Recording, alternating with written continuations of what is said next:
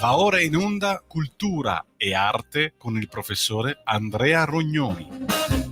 Buongiorno Andrea, a te la linea. Grazie Natalia, oggi parliamo di un personaggio che ha sempre destato molto interesse all'interno, diciamo, del mondo culturale e in particolare di tutto quello che ha a che fare con l'antropologia, ma anche la criminologia, ed è, ne parlo all'interno della mia trasmissione Cultura Pop popolare italiana, perché appunto le tematiche sollevate oramai da quasi 2 secoli da questo personaggio, che è nato nel novembre del 35, quindi 190 anni fa, sono tali da rimanere molto affascinanti. Abbiamo interpellato per questo motivo uno dei maggiori antropologi italiani, torinese, già lo conoscete, ha scritto libri anche al proposito, ce ne riparlerà. In ogni caso è andato, mi sembra anche recentemente in televisione, a parlare proprio di Lombroso, e quindi insomma è uno che ha in mano le redini di questa singolare quadriglia che è costituita dall'affaire Lombroso. Allora, come possiamo impostare il discorso, caro Massimo? Pronto, ci sei, Massimo? Sì, ci sono, buongiorno a tutte e a tutti. Ecco, eccoci qua. Allora, cosa possiamo dire? Perché nella cultura anche medio-bassa è uno dei pochi, studiosi conosciuti più per cattiva fama che per buona fama, e quindi la cosa dura da moltissimi lustri, di decine di anni, eccetera eccetera. Questa fama non viene meno, in conseguenza, e soprattutto secondo me, ma voglio sentire subito la tua, del fatto che per un certo periodo era riuscito le sue teorie erano riuscite a sedurre molte persone anche di buona e alta cultura.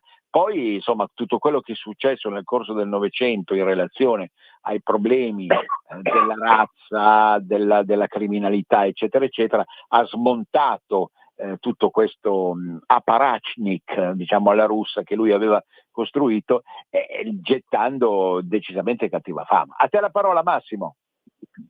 Grazie.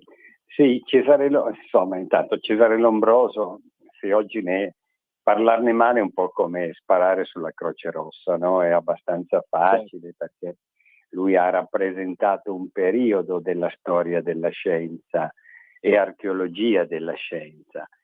Lombroso nasce come psichiatra, studia i malati mentali e lentamente si orienta anche in direzione della criminologia, trovando affinità sostanzialmente di carattere antropologico, e creerà questa scienza cosiddetta infelice che è l'antropologia criminale. Una scienza che praticamente ha detto che cosa? Non esiste il libero arbitrio, ma esistono negli esseri umani delle peculiarità tali che possono indurli al crimine. C'è una sorta di predisposizione al crimine che formalizza nella teoria del criminale nato, avvalendosi di alcune prove anatomiche che sostenevano la cosiddetta teoria dell'atavismo, cioè il ritorno, il riemergere o l'interruzione sul piano evolutivo di alcuni caratteri che sarebbero, secondo le analisi lombrosiane, più vicine ai primati che all'Homo sapiens sapiens nei criminali. È ovvio che è una teoria che stava su finché c'era Lombroso, insomma, no? Che non può essere scientifica oggi. Allora lui cercava elementi esterni all'anatomia, per ovvi motivi anche di metodologia analitica. Non è che potevi vedere dentro una testa senza aprirla, e quindi quello non era possibile farlo sui vivi. E allora cerca anche elementi anatomici esterni come la fisionomica, la frenologia, cerca poi elementi anche di carattere culturale, il modus operandi del criminale, che cosa fa, ma anche su un piano più ludico, no? Come si comporta magari con gli amici, eccetera. Cioè raccoglie una quantità di informazioni antropologiche che insieme a quelle fisico-anatomiche volevano contribuire a trovare l'elemento chiave per dire costui è un criminale, costui no. E tutto questo corpus oggi naturalmente si è sbriciolato. La grande, secondo il mio modesto parere, il grande lavoro che ha fatto, il grande progetto dell'Ombrosiano è stato quello di guardare al criminale come un malato, no? E questo è interessante perché se la malattia può essere curata o prevenuta, lui immaginava una cosa del genere anche per i criminali, che ovviamente, insomma, purtroppo non è così semplice, ecco, detto in parole povere. Quindi sarebbero esistiti secondo lui dei tipi somatici, strutturali, morfologici, dall'epidermide a certe costituzioni organiche, ma soprattutto mi sembra, se non sbaglio, il viso, i tratti del viso, proprio le caratteristiche estetiche e geometriche del viso che predisporrebbero, ecco, all'identificazione proprio effettiva di personaggi portati al crimine, no? O portati a un certo genere di atteggiamento a rischio criminale, no? O sbaglio, Massimo? Certo, tutto questo è stato fatto successivamente, quando naturalmente non era possibile entrare fisicamente in un corpo, perché tutta la teoria lombrosiana parte dall'analisi di un cranio di un bandito calabrese, certo Vilella, che facendo l'indagine necroscopica su questo cadavere scopre la cosiddetta fossetta occipitale. Scopre questa che è praticamente all'interno del cranio, dove entra la colonna vertebrale, tanto per dare un'idea così fotografica, no? E questo avvallamento lui riteneva, Lombroso, che fosse presente esclusivamente nei primati, così accentuato, e non nel sapiens sapiens. Facendo appunto questa analisi, lui scopre questa fossetta occipitale e all'illuminazione dice: se è così presente e vicina ai primati in un criminale, ergo il criminale è più vicino ai primati che all'Homo sapiens sapiens. Un ragionamento tipicamente positivista.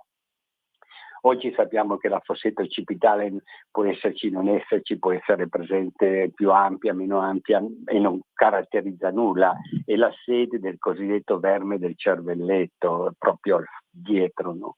E quindi lui ha costruito questa cosa, ma non potendo verificarla per ovvi motivi pratici, ha cercato elementi ulteriori, sempre anatomici, fisici, esterni. E come dicevi giustamente tu, la fisionomica è stata un po' il cavallo di battaglia.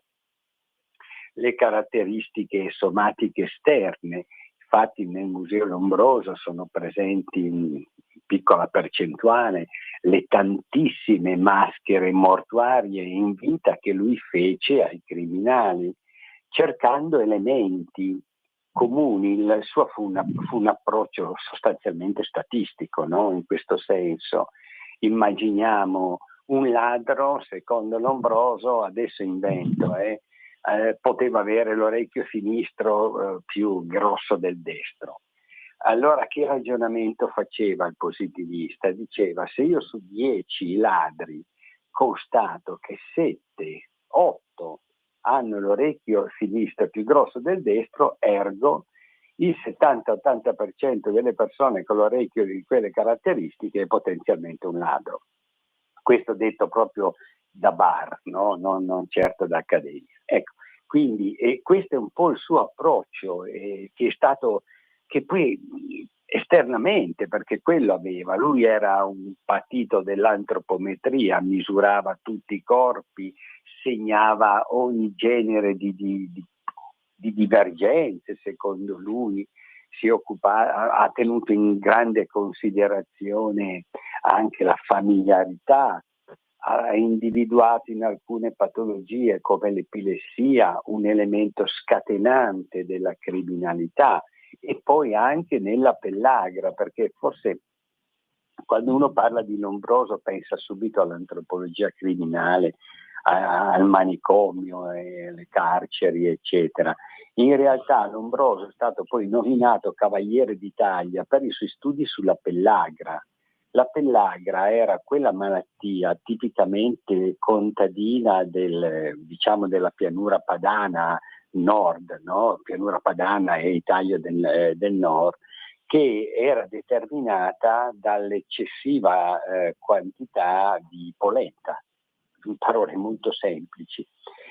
E lui fece dei grandi studi su questa cosa, perché la pellagra determinava delle alterazioni cutanee devastanti, colpiva anche all'interno l'apparato gastrointestinale, colpiva poi poteva arrivare all'eccesso, far diventare le persone con delle problematiche psichiche importanti, no?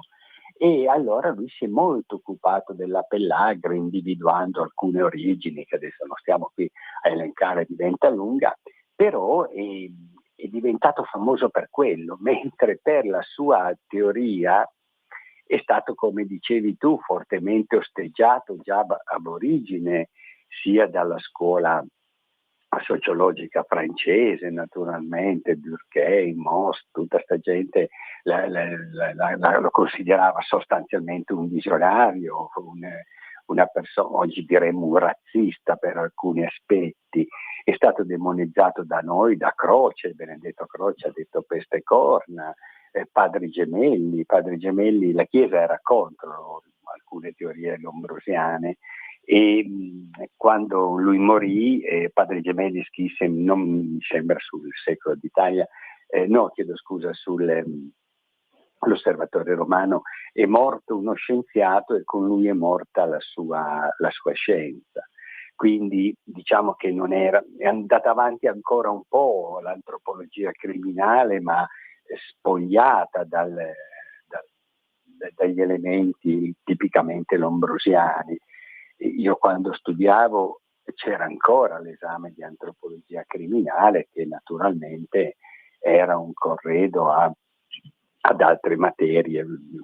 Lo facevamo noi e lo facevano quelli che facevano giurisprudenza, ma non era più l'antropologia lombrosiana, per capirci, ecco. È archeologia della scienza, e volere metterla sotto il tappeto, come è stato detto, fatto, è banale, no? È assolutamente antistorico, io credo. È un po' come se chiudessimo Auschwitz per dimenticare che sia stato attivo. No, anzi è utile. Il Museo Lombroso è un museo importante, secondo me, proprio perché racconta un pezzo di archeologia della scienza, e è quello che, insomma, oggi Lombroso è. Assolutamente, hai messo sul tavolo così tanti spunti che mi si affollano in testa.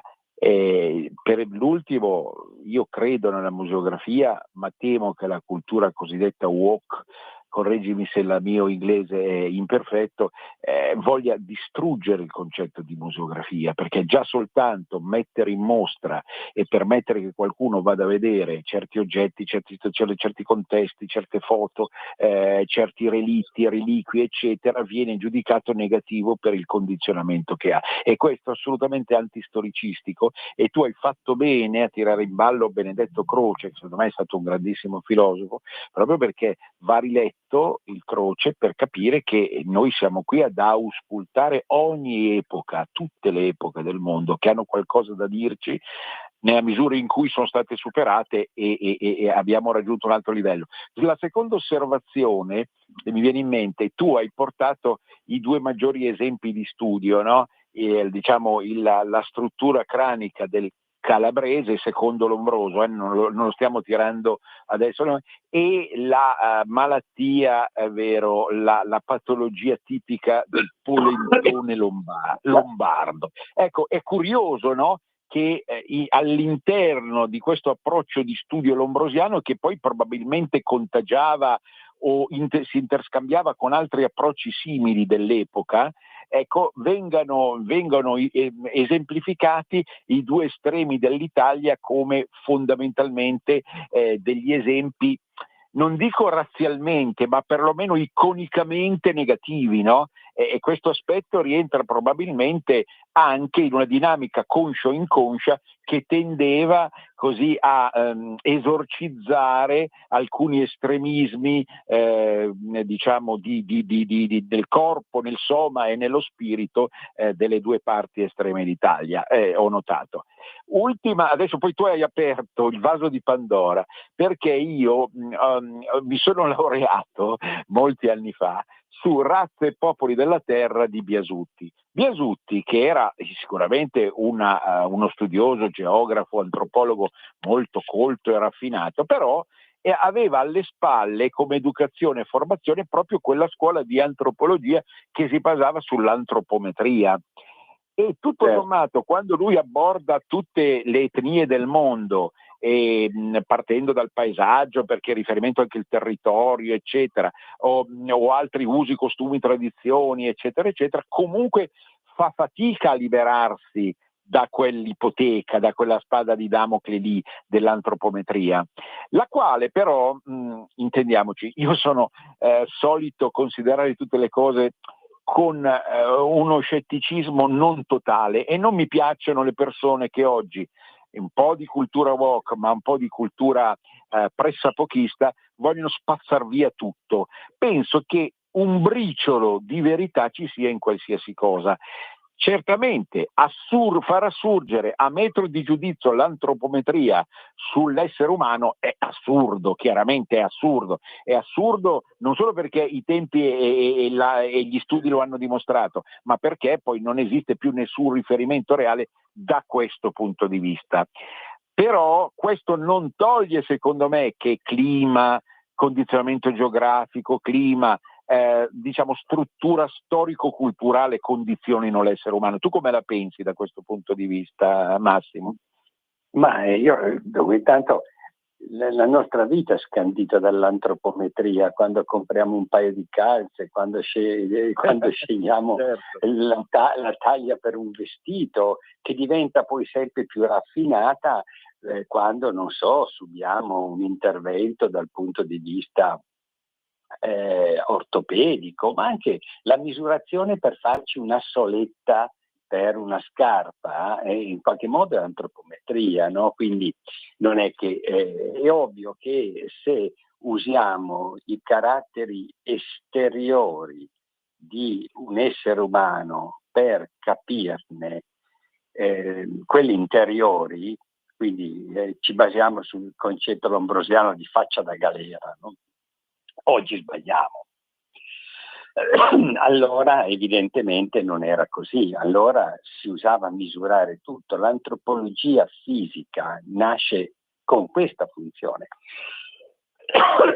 Chiedo scusa, la funzione di valutare le etnie, che allora erano chiamate razze, sulla base delle loro caratteristiche fisiche che erano poi comparate con quelle ritenute modello di riferimento, che era naturalmente il modello bianco, leucocentrico, occidentale, no?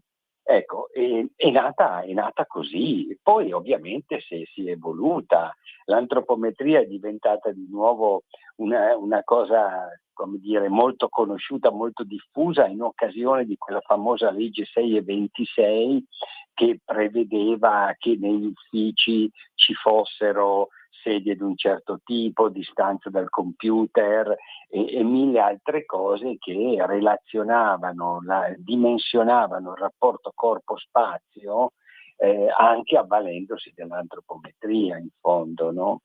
Quindi io credo che sia uno strumento che è stato utile e che continua ad essere utile. Penso alla criminalistica, penso all'anatomia patologica, a tantissime altre cose.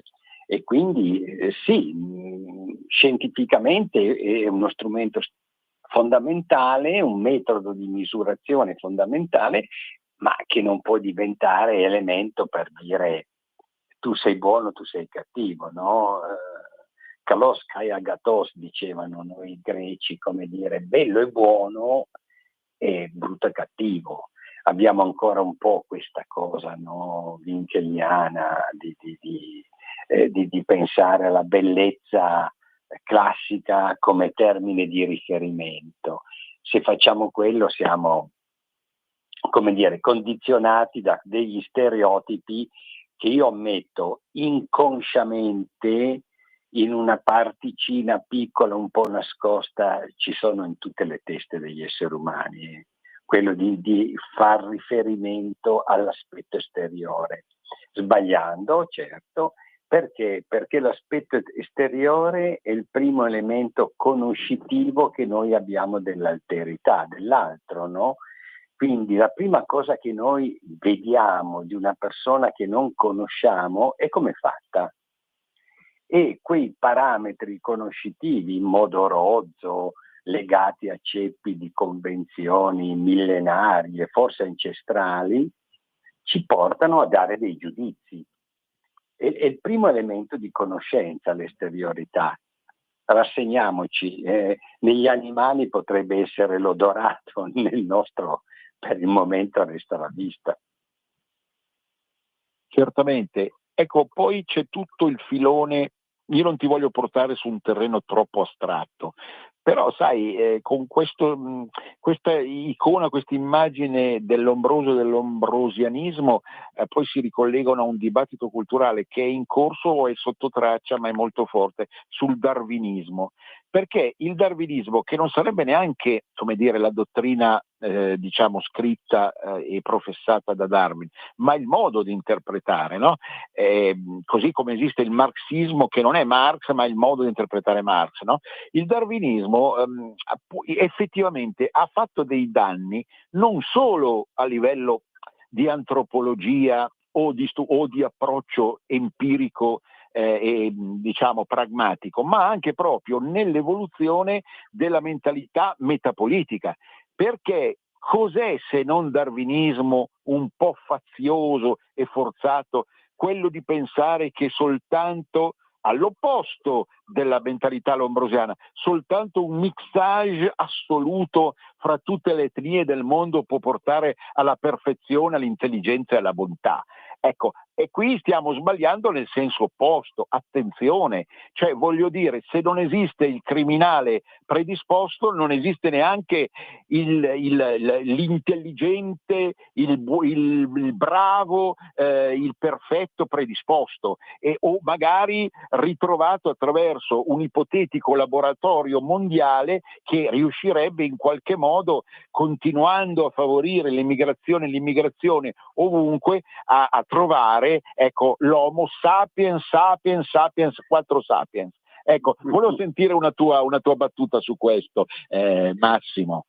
Ma intanto noi dobbiamo considerare che l'evoluzione darwiniana, quindi calata su un piano fisico, ha delle tempistiche che sono decisamente molto diverse dall'evoluzione culturale.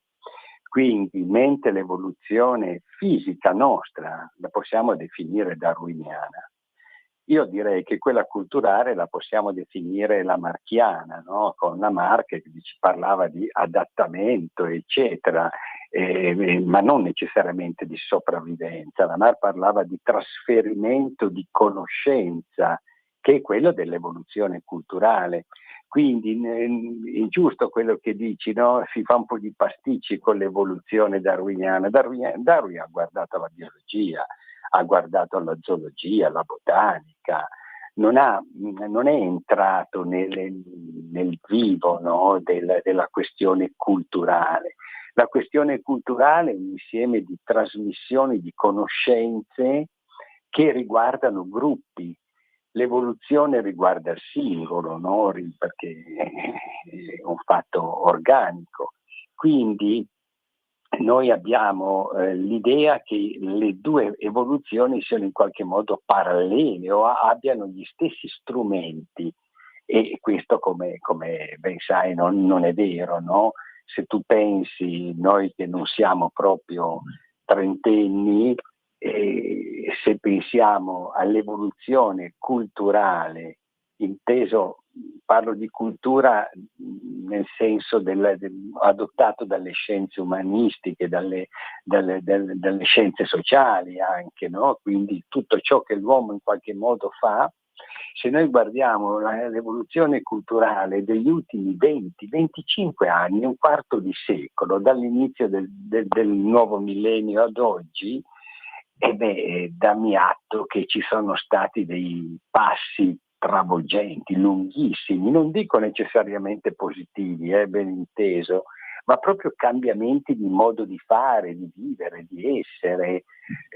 So che sarò retorico e banale, ma io sto all'ultimo piano di una casa, è vicino a un grosso liceo, e quando aprono le gabbie all'1 o alle 2, questi ragazzi e ragazze che passano con la testa china sul telefonino, come andassero a una processione, in un modo che certamente non ci saremmo mai immaginati, no? Tutto questo avrà un costo sul piano culturale. Avrà un costo sul piano culturale comprare tutto su Amazon e non andare più nel negozio. Non dico che sia positivo o negativo, non entro in questo ambito, però sono grossi cambiamenti culturali che hanno un costo. Tutto costa nel mondo, non c'è niente di gratuito, purtroppo. E anche certi nostri atteggiamenti culturali, certi nostri modi di fare si ripercuoteranno in qualche modo, se vogliamo usare la parola antropologicamente, anche sul nostro modo di essere e di relazionarsi con gli altri. Questo è sicuro. Certamente, e c'è il break, ancora un 5-10 minuti, se tu puoi stare in contatto, dopo il break. A dopo, a risentirci. Stai ascoltando Radio Libertà, la tua voce libera, senza filtri né censure, la tua radio.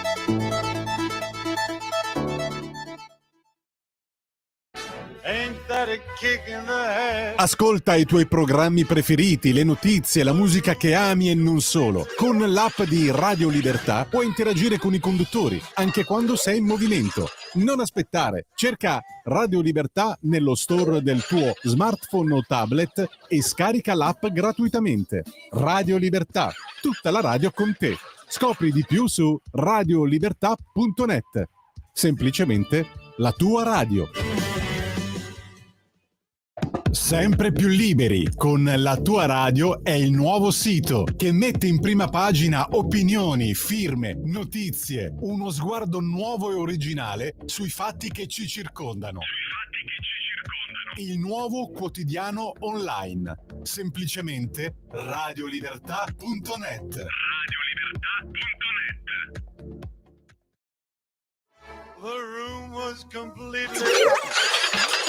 Stanco di perderti i tuoi programmi radiofonici preferiti? Vorresti la tua musica, le tue voci amate sempre con te, ovunque tu vada? Radio Libertà, l'applicazione che trasforma il tuo smartphone e tablet nella tua radio personale. Scaricala ora, è gratis per i dispositivi Android e iOS. Avrai tutta la programmazione quotidiana di Radio Libertà a portata di mano. Scopri di più su radiolibertà.net. Semplicemente la tua radio. Di nuovo a te la linea, Andrea. Eccoci qui nuovamente. Allora, intanto mi fai venire in mente che sarebbe bello parlare con te quando sempre tu sarai disponibile, su queste onde della questione dell'intelligenza artificiale, perché ci stavi quasi arrivando. Certo, la realtà virtuale degli smartphone e simiglia, ma anche oramai l'incalzare direi ossessivo dell'intelligenza artificiale e c'è bisogno cioè avrei bisogno di un tuo giudizio da antropologo, ecco, che secondo me sarebbe preziosissimo, ma oggi questo lo rinviamo magari alla prossima volta quando sarai libero. Invece volevo riportarti sul terreno della criminologia, perché è vero che sono passati 2 secoli da Lombroso, quasi 2 secoli, e quella impostazione è inaccettabile sul piano reale, anche se, come tu hai spiegato benissimo, ci sono sempre delle ricadute nella prossemica rispetto alle persone che giudichiamo. Però c'è un fatto: la criminologia oggi viene impostata secondo canoni, secondo riferimenti, intuizioni, sperimenti, abduzioni, eccetera, che sono comunque discutibili. Cioè, secondo te, Massimo, la criminologia è davvero fatto dei passi da gigante ed è arrivata a risolvere i problemi, oppure c'è qualcosa che non quadra ancora? Perché poi è diventata una materia incandescente da prima serata televisiva e audience altissima, lo sai meglio di me. Allora, il discorso è molto complicato, nel senso che allora esiste una scienza che si chiama criminologia e che si occupa di studiare il crimine in tutte le sue espressioni al fine di fornire strumenti, prevenire, pensare a modelli di carcerazione, eccetera. E poi esiste una scienza derivata che è la criminalistica o criminologia investigativa, vale a dire quella che si occupa di cercare il colpevole, dette in parole proprio da bar, no? Quindi una elabora strumenti, mezzi, metodi, studia comportamenti, cerca di trovare gli elementi per arrivare alla formulazione di un profilo criminale. L'altra in qualche modo utilizza questi strumenti da calare in prima battuta sulla scena dell'evento, che può essere criminale ma può essere anche di altra natura, incidente, suicidio, e poi tutto il materiale che viene repertoriato viene passato a una seconda fase analitica strutturata su un approccio di carattere multidisciplinare, perché noi siamo abituati a stereotipi da film, no? Da serial televisivi, i criminologi li vedi che sanno tutto di tutto, fanno tutto loro, non è vero. Nella realtà è molto diverso, ci possono essere richieste da parte di specialisti di balistica, come di entomologia, come di botanica, come di ematica, a seconda dei vari casi. Detto tutto questo, la realtà non è quella della televisione, no? Nel senso, intendo come film, telefilm e chi più ne ha ne metta. È una realtà molto diversa, fatta da specialisti che a volte fanno una grande fatica perché i reperti non sono così reperibili come sembra nella finzione. A me a volte fa ridere, io non li guardo mai i telefilm, devo dire, non mi piacciono CSI e tutta la filiazione consecutiva, però fa ridere quando trovano DNA da tutte le parti, no? Sembra che coli dai muri, in realtà non è così facile nella realtà, per fare un esempio. E poi, come hai detto giustamente tu, è diventato un fenomeno da prima serata dove esperti, opinionisti, a volte onnipresenzialisti dicono tutti la loro, e questa spettacolarizzazione, secondo il mio modesto parere, è un elemento che porta un po' fuori, no? E a volte tende addirittura a fare del criminale un protagonista. dimenticando che il soggetto primo dovrebbe essere la vittima. La vittima diventa un incidente di percorso addirittura, no? Ed è un tema anche proprio come epistemologia della scienza criminologica importante. Io credo che tutto questo fiorire di programmi dovrebbe essere contenuto, perché poi determina anche un contraccolpo mica da poco, no? Che è l'enfatizzazione del crimine percepito, cioè ci sembra che i crimini siano maggiori di quelli che sono in realtà, proprio perché ne strombazzano tanto, no? Allora, evidentemente il male piace, questo l'abbiamo capito da sempre, no? Al grosso pubblico, però bisognerebbe anche limitarne un po' le cose, perché io credo che questi ultimi casi poi ampiamente dibattuti da tutti i programmi fanno qualche cosa su un caso magari che è particolarmente in auge in quel momento. Ecco, tutto questo non è più informazione, secondo me, non è informazione, diventa un insieme di pareri che alla fine danno dell'idea del crimine, mi chiedo scusa per l'affermazione, quasi ludica, no? Quasi che quei programmi siano intrattenimento, cosa che assolutamente sì.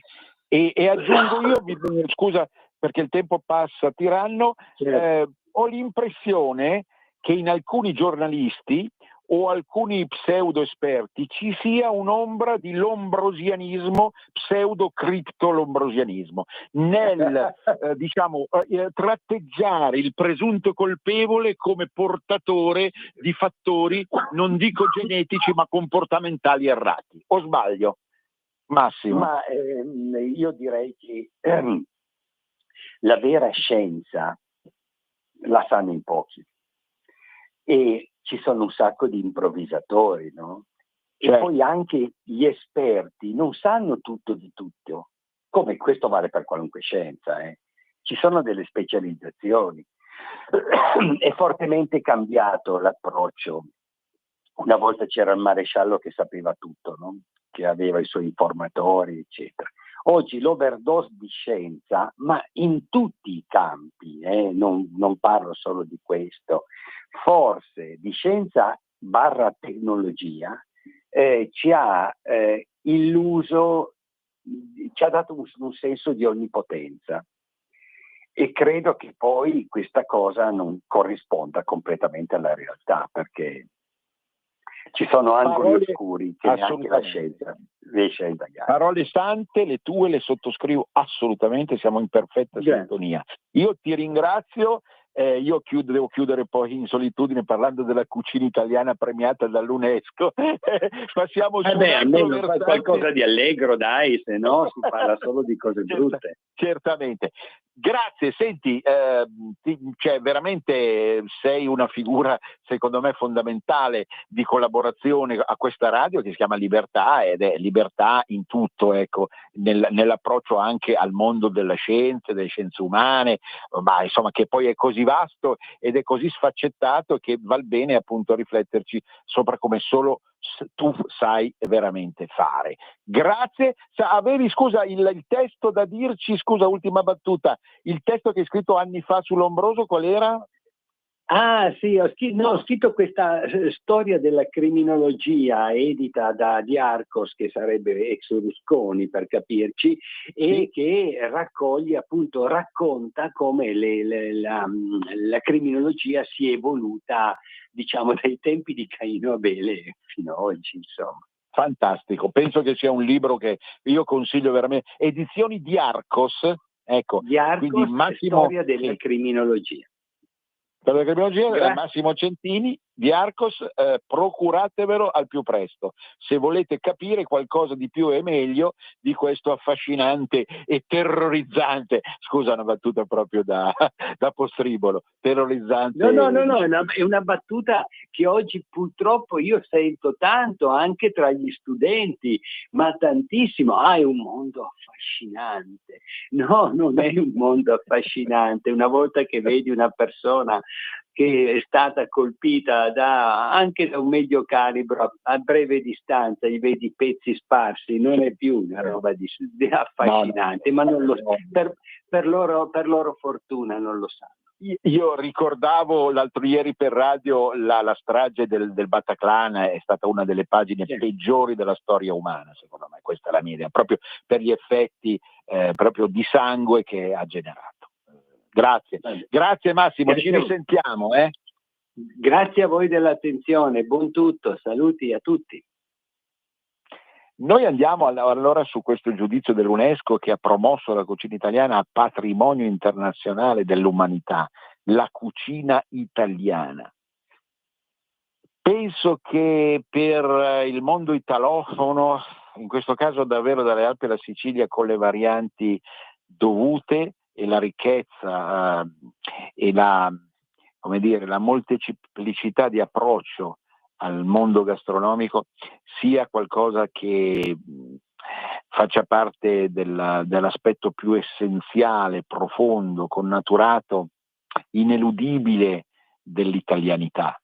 Non solo per il giudizio appunto che ci dà il mondo, in particolare l'UNESCO, che è la massima organizzazione culturale del mondo, nel bene e nel male. Noi l'avevamo parlato l'ultima volta quando l'UNESCO aveva decretato bene culturale dell'umanità le mura di Bergamo. Sì, certo, le mura di Bergamo sono bellissime, io le adoro, ogni volta che arrivo a Bergamo è la prima cosa che guardo. Qui siamo di fronte a qualcosa, come ha sostenuto l'UNESCO qualche giorno fa nel suo giudizio, di immateriale, di non materiale, non monumentale, anche perché appunto nel momento stesso in cui scende questo ben di Dio preparato dai grandissimi cuochi o comunque, non dimentichiamolo mai, da tantissimi uomini e donne che in cucina lavorano per il bene di tutti, tutto questo ben di Dio viene ingurgitato e scompare nelle viscere della terra, ma in conseguenza del noto moto peristaltico. Però io voglio dire, davvero una riflessione è doverosa a questo punto.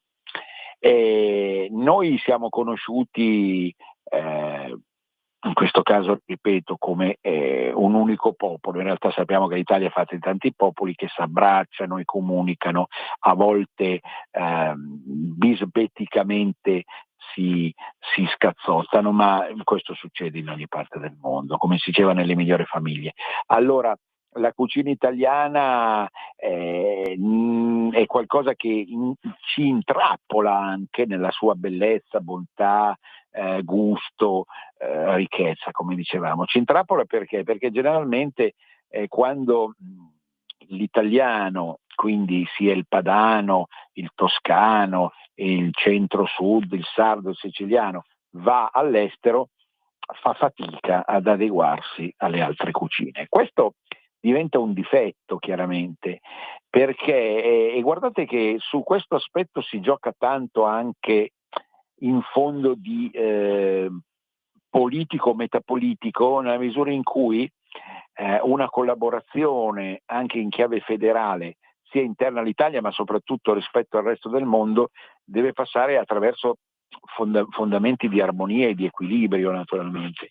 Come posso pensare che stia sbagliando il tedesco nel mangiare il Würstelkrauti o lo spagnolo la paella o l'americano l'hamburger con le patatine? Come posso pensare che sbaglino loro? Qui ritorniamo un po' al discorso che facevamo con Massimo, il rischio del razzismo.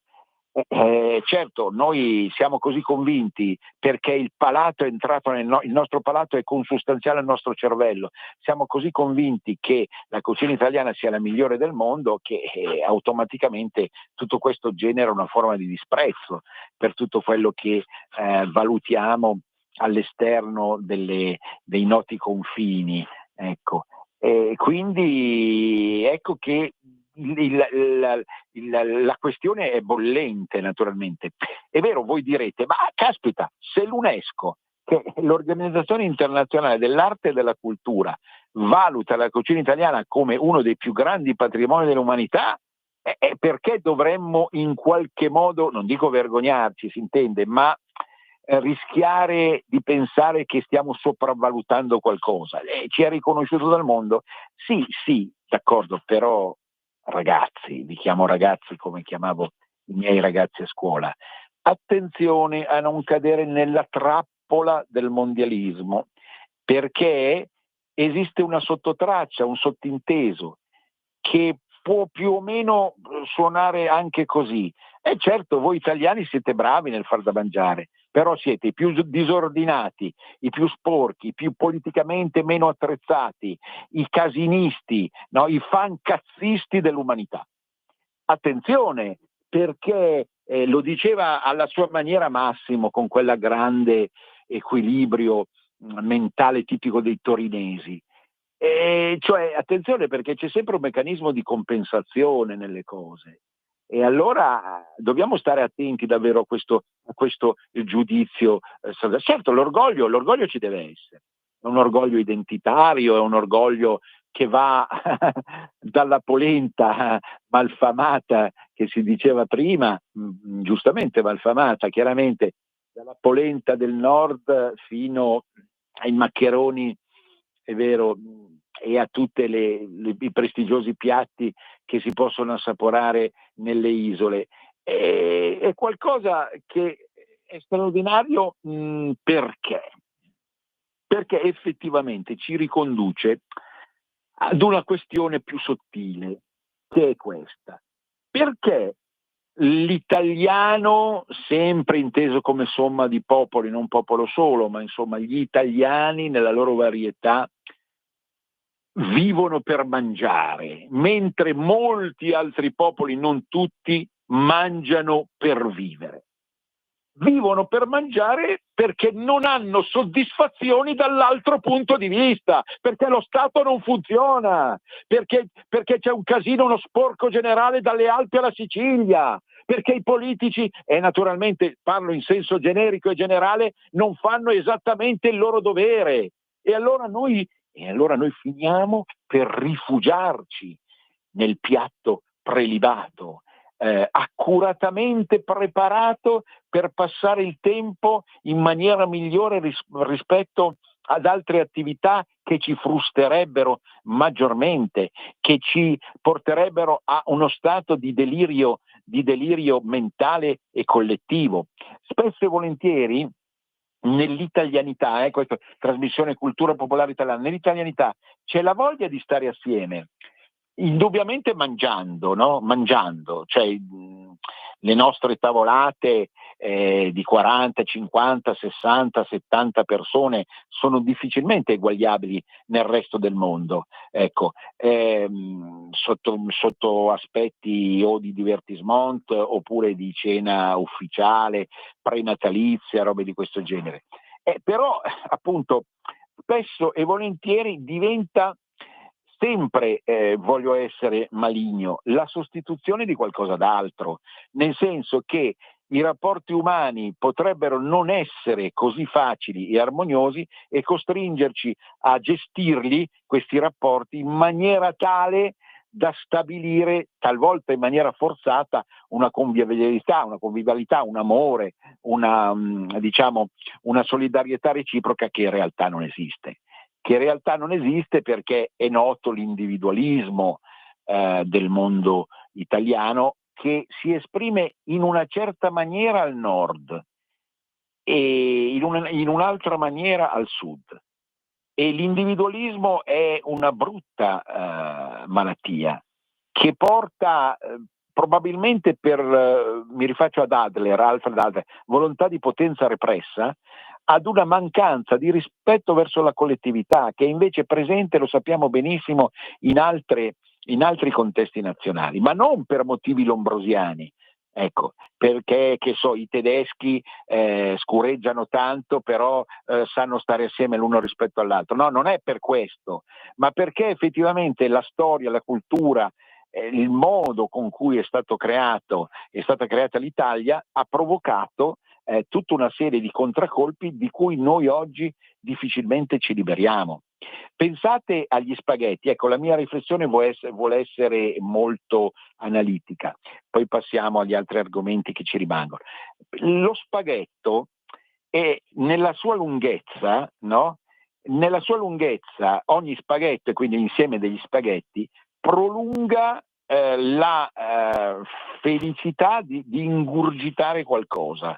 Ecco, non è mai qualcosa che butti giù rapidamente e di cui tiene liberi passando, diciamo, al piatto successivo o ad altre realtà. E quindi questo tipo di analisi ci riconduce a 10.000 scelte che effettivamente sono fondamentali nel riuscire a capire la nostra psicologia. Perché è poi vero che non esiste un italiano dal punto di vista fisico, ma potrebbe esistere dal punto di vista psicologico, attitudinale, comportamentale effettivamente, come modo di essere, come modo di fare, eccetera, eccetera. Così l'amore per il cibo diventa insofferenza nei confronti di quelli che immaginariamente, i poliziotti, i carabinieri, ci impediscono di mangiare bene, e tutto questo il mondo di sinistra l'ha vissuto e lo sta vivendo nella maniera peggiore, non lo dimenticheremo mai. Fermiamoci qui, rinviando poi ad altra volta qualcosa di ancora più specifico e divertente. La Santa Cecilia, noi il 22 novembre la celebriamo nel calendario. Santa Cecilia è la santa che protegge la musica. C'è anche un conservatorio di Santa Cecilia a Roma, in altre località del mondo ci sono riferimenti di questo genere per la protezione di Santa Cecilia, che era poi una ragazza romana, era davvero una ragazza romana dei primi secoli d.C., che era riuscita a diciamo così, esercitare una particolare attenzione nei confronti dell'audizione e della produzione dei suoni, e quindi è fondamentale da questo punto di vista. Santa Cecilia secondo me protegge sicuramente, data gli ottimi risultati, la trasmissione di Oretta Pierotti Cei sulle nostre onde. Santa Cecilia è sempre pronta a farci distinguere la buona musica rispetto alla cattiva musica. Qualcuno si chiede: ma Santa Cecilia è ancora vigile quando sente certi rap, trap, certe persone che stanno cantando oggi come oggi in una maniera così che non corrisponde più effettivamente all'armonia delle 7 note? Secondo taluni, non è la mia idea, relata refero naturalmente. La tradizione popolare vuole che comunque, per riuscire a risolvere i propri problemi, talvolta anche acustici, ci si rivolga a Santa Cecilia, perché c'è un legame ovviamente fra la musica e l'udito. Anche udire bene i suoni è comunque qualcosa che è necessario, forse per certi aspetti più del mangiare, se mi si permetta, per riuscire a essere effettivamente felici.